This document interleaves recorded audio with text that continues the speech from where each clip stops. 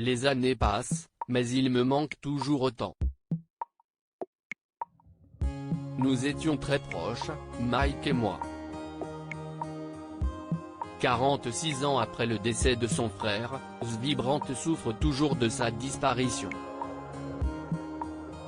Alors qu'il avait rapidement rencontré le succès, CIST le 25 avril 1975, le jour de la sortie de son nouveau disque, que Mike Brandt est tombé du 6e étage d'un immeuble situé rue Erlanger dans le 16e arrondissement de Paris. Quelques minutes plus tard, CIST dans l'ambulance qui le transportait à l'hôpital Ambroise Paré, que le chanteur a rendu son dernier souffle à 28 ans.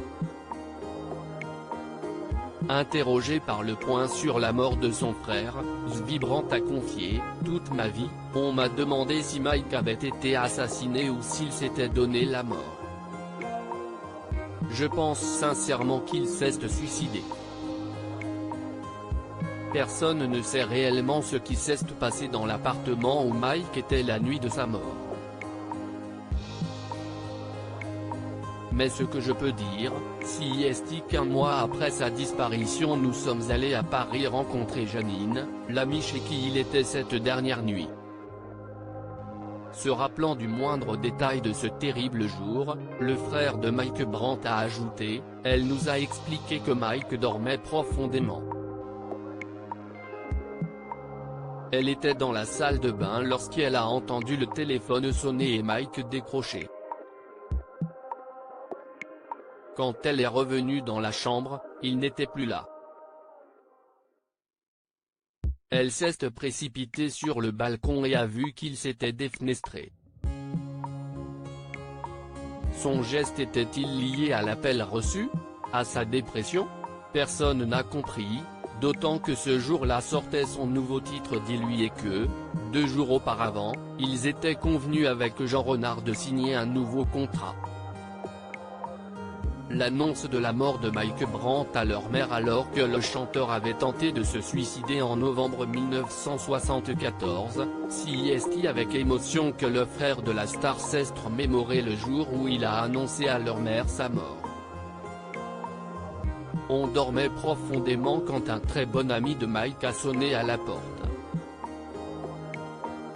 Il m'a demandé « Vous dormez? Vous n'avez pas entendu les nouvelles ?» Puis, il m'a fixé du regard et m'a balancé « Mike est mort ». Je ne voulais pas le croire. J'étais sous le choc. Il m'a alors emmené dehors pour appeler Radio Israël, qui m'a confirmé l'information. Mon cœur s'est mis à battre très fort. J'ai immédiatement pensé à ma mère et à la façon dont j'allais pouvoir lui apprendre cela. Elle s'est mise à hurler « Non, ce n'est pas possible. Ce n'est pas possible. Je l'ai vu à Genève. » Il était bien. Ma mère était totalement dévastée après la mort de Mike. Décédé très jeune, Mike Brandt avait de nombreux rêves qu'il souhaitait réaliser. Mike aimait les enfants et il m'avait confié en vouloir. Il m'avait dit, un jour, lorsque j'aurai gagné assez d'argent, je quitterai Paris pour revenir vivre en Israël. Je m'installerai dans le Negev avec ma famille et j'achèterai une ferme, des poules, des chevaux, des vaches. Car si est ça, ma vie. Mike était quelqu'un de très bon et très sensible, a confié son frère.